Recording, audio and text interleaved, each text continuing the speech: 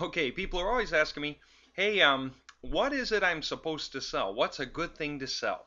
And I always don't go with that at all because it doesn't make any sense to me. I mean, anything that you would be willing to buy on the internet is a good thing to sell. The internet is just chock full of things to sell. And you can go sign up for anything in like a moment and turn around and come up with a little message for it once you understand it, and you can go ahead and sell it. Finding something to sell has never been the issue.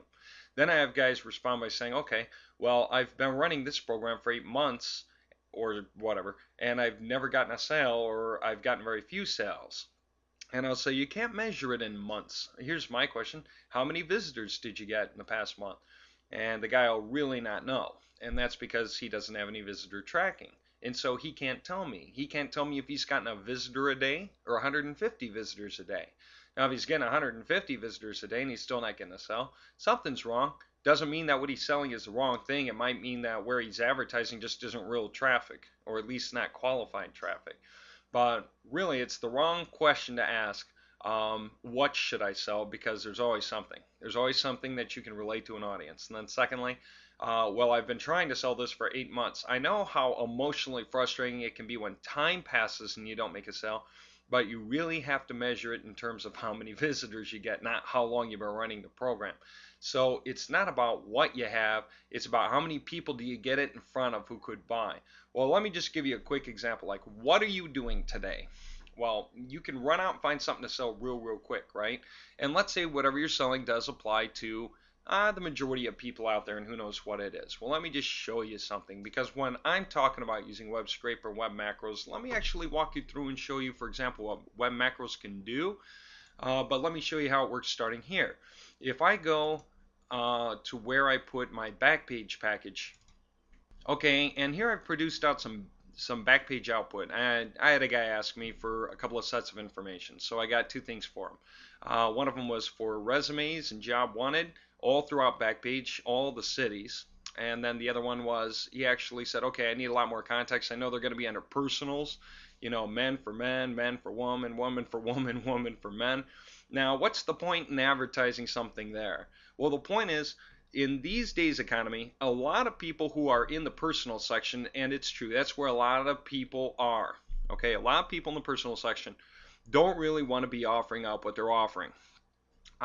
Very often they're actually looking to get paid or looking to get favors, looking to extend their friend network or their Reliance network, and they're doing it in the worst of ways, you could say. And it's exactly very often because the economy's down. They're not sure what they should be doing, but they would much rather be doing something else. And so you can offer guys who are offering up their personal services, for lack of a better phrase, you can offer them a lot of things, and many of those people are going to jump on it. Now, a lot of the people that are in the personal section are also looking for fun, and that means they must have some time on their hands. That means they must already be in the business of making some kind of money, and they understand about making money, and they like looking at things that make money. They're interested in it. They want to keep making money and keep having time on their hands. Makes sense, right? So anyway, if we look at these sheets, this is just output I produce. Now remember, this output is really in SQL, right? That's where I do my SQL management, and this is just a reflection of the information in SQL. And I'll tell you why I told you that in a moment. But anyway, let me open this.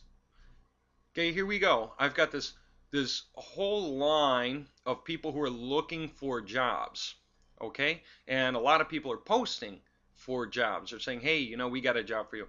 And a lot of the guys that are posting, hey, we have a job for you, don't really. They're opportunists who are selling something that they found to sell. And they're very often not making a lot of money offering this stuff up. And so they're always willing to look at other things too. So your message could apply to them very easily. Now take a look at what these are. This goes down, first of all, how many are there? They're reply links, okay? And there are, on this particular page, little over 1,800 reply links, okay?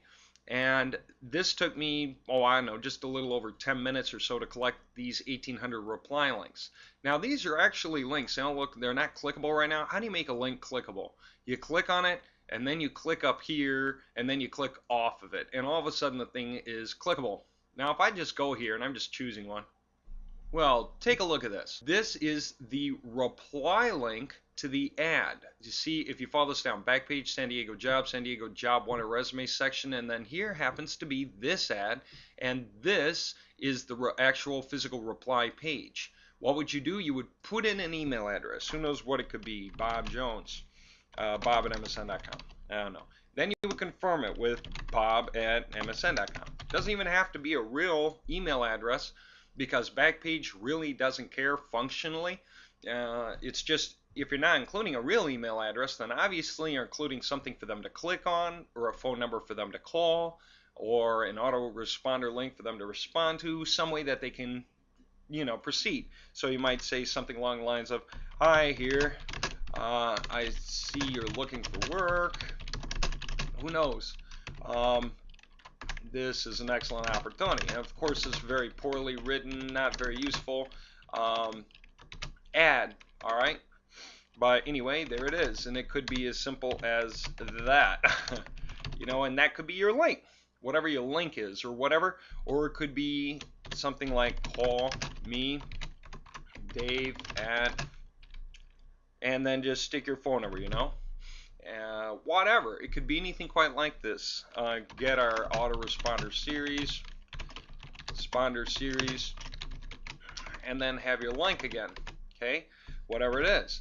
Now, the reality check is how long will it take you to get something to offer guys who are looking for work? No time at all, okay? Then what do you do when you get done with all this? You just hit submit reply, and that's it. And it sends this ad to this guy who posted this ad, whatever. Now, that was one reply link, okay? Out of how many did I have here?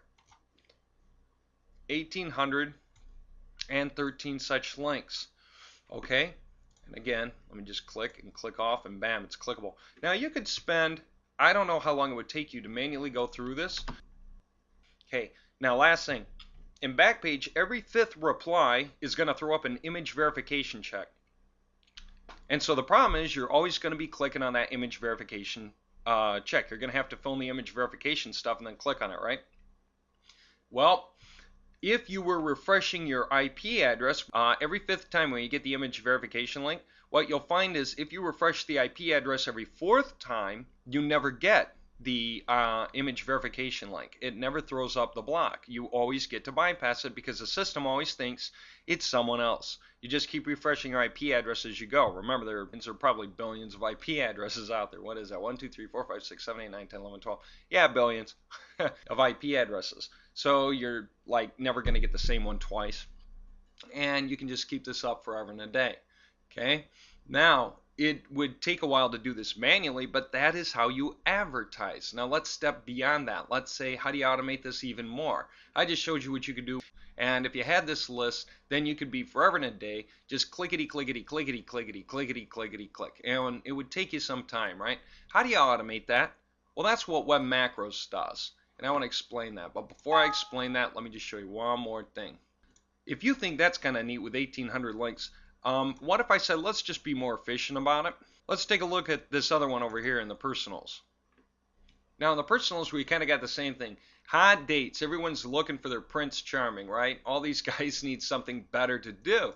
So you can offer them next to anything. Now let's take a look at what we got. We got lots of links. How many, as a matter of fact? Let's take a look at this. If I scroll all the way down,